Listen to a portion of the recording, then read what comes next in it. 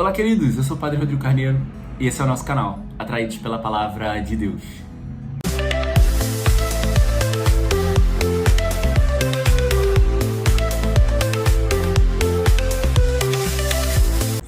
Então hoje, dia 3 de julho, festa de São Tomé.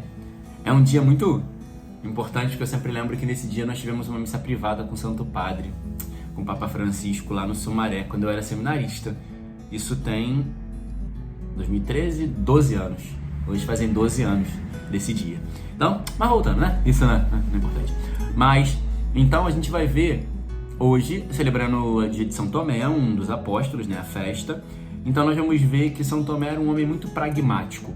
O que significa ser pragmático? Um homem que estava muito atento e queria confirmação, queria sinal de tudo. As coisas precisavam estar muito bem encaixadas para ele. Tanto que a gente vai ver no Evangelho que ele vai dizer, Jesus está falando sobre o Pai, sobre o caminho, e ele mostra-nos o Pai.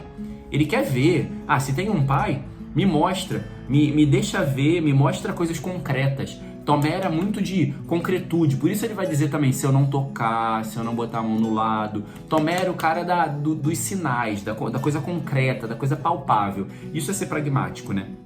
Que acredita nos dados, nas confirmações, na coisa estatística. Isso é uma coisa pragmática, né? Quando a pessoa quer resposta. Não, se eu não vejo, se eu não toco, se não chega bem na minha razão, eu não aceito. Então tem todo esse... Também Tomé, Jesus vai dizer, né, que ele vai subir para Jerusalém para ser morto, perseguido, e Tomé vai ser aquele que vai também, ao mesmo tempo que ele é pragmático, voltando só um pouquinho para o que eu quero dizer, ao mesmo tempo que Tomé é pragmático, Tomé também é aquele cara que extremamente decidido, porque quando Jesus fala que vai subir para ser entregue, ele diz, vamos com ele, vamos segui-lo até o fim, vamos caminhar com ele. Então ele também é aquele da decisão firme por Deus, do seguimento puro, genuíno e verdadeiro do Senhor na caminhada. Ele é um dos 12, né, obviamente, e a primeira leitura vai falar para nós que nós somos membros da família de Deus, né? Por que somos membros da família de Deus? Porque pelo sacrifício de Jesus, pelo sacrifício do Filho, nós recebemos a chamada adoção filial. O que significa isso? Significa que quando Jesus assume a humanidade e restaura a humanidade, impregnando ela de divindade, ele devolve a humanidade para Deus. A humanidade que havia sido perdida pelo pecado, né, original, é devolvida para Deus. Então, nós somos no Filho resgatados, e esse resgate se chama como uma adoção filial. O Pai volta a nos olhar como filhos pelo sacrifício do seu Filho. Então, essa é a chamada adoção filial, e por isso a primeira leitura vai dizer que somos membros da família de Deus. E somos também concidadão dos santos. Por quê? Porque somos feitos para morar com eles no céu. Concidadão é quando você mora junto, tem a mesma cidadania. Então, também pelo sacrifício de Jesus, nos foi dada uma cidadania celeste, né? Um passaporte carimbado para o céu. E eu e você, então, somos concidadão dos santos. Aqueles que viveram antes de nós, que já se sacrificaram, já deram a vida, já fizeram esse caminho, já fizeram esse itinerário, também, então, são concidadão dos santos. E somos é péssimo, né? Misericórdia. Somos edificados pelo testemunho dos apóstolos e dos profetas. Por quê?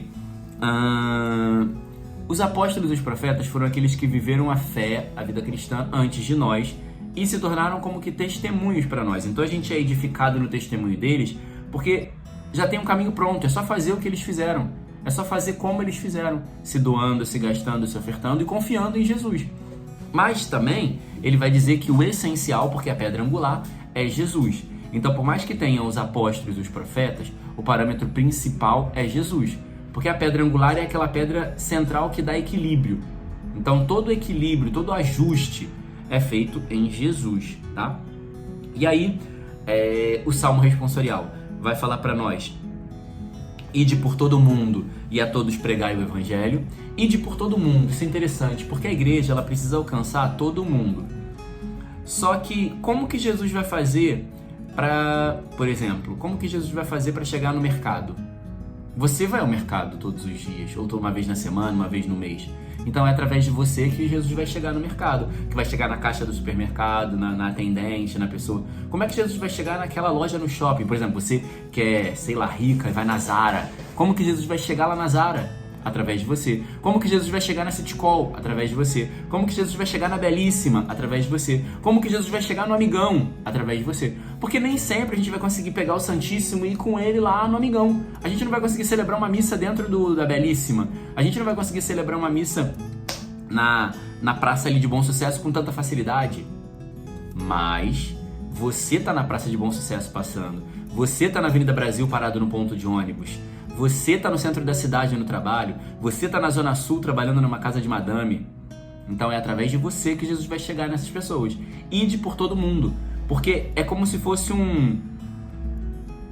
Jesus é o centro e dele vai desembocando e vão como um rio, né? Que vai criando... como é que se fala dos rios? Vai criando ramificações, mas não é ramificações dos rios. Vai criando... Esqueci o nome que se fala. Mas vai criando ramificações do rio e vai chegando a muitos lugares. Então, mas esse rio tem uma fonte, que é sempre Jesus. Sustentado também e ajudados, nós somos ajudados pelos apóstolos e o testemunho dos profetas, pelos santos que viveram também antes de nós, que nós podemos ter devoção.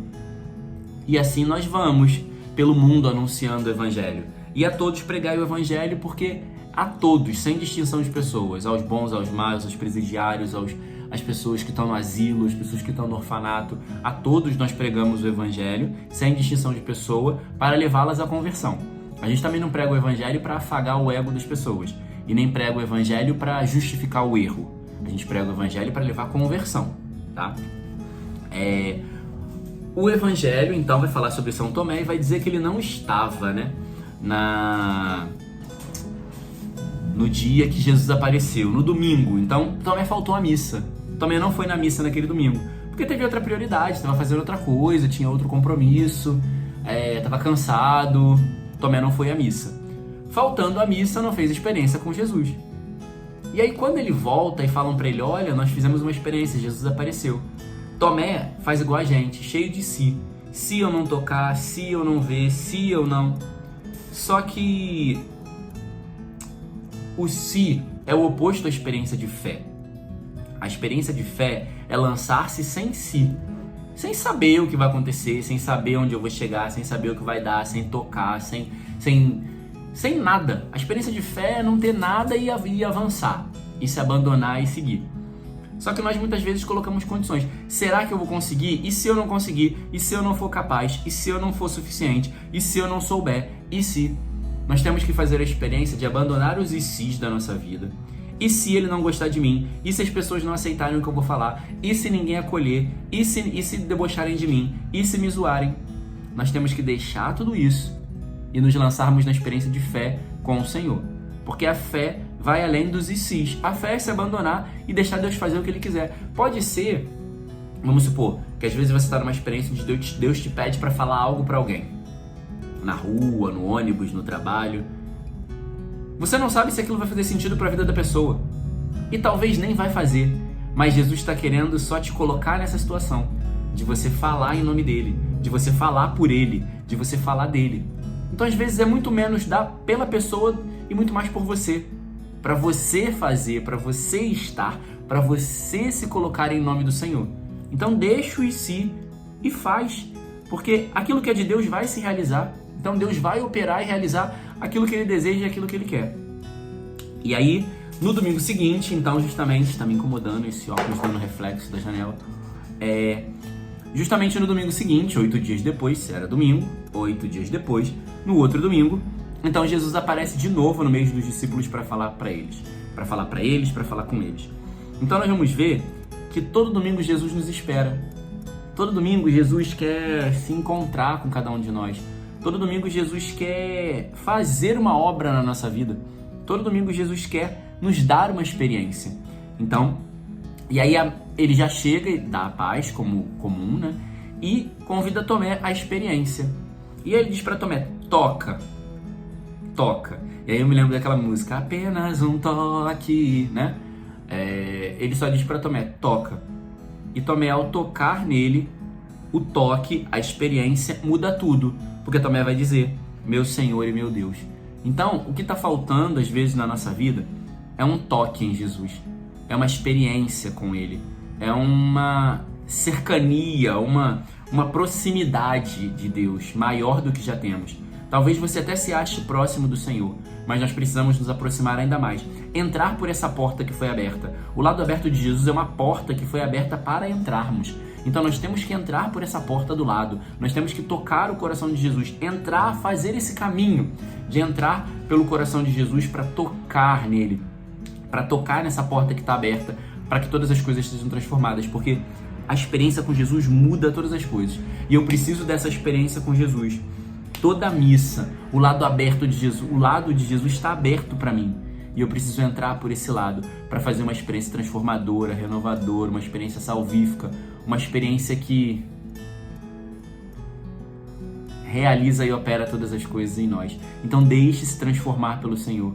Não perca a oportunidade de estar numa missa e sair sem ser transformado. Mas toda a missa repita para você, eu quero entrar pelo lado aberto, eu quero tocar, eu quero abandonar os ICs e eu quero fazer uma experiência nova de fé para declarar mais uma vez que Jesus é o meu Senhor. Louvado seja nosso Senhor Jesus Cristo, para sempre seja louvado.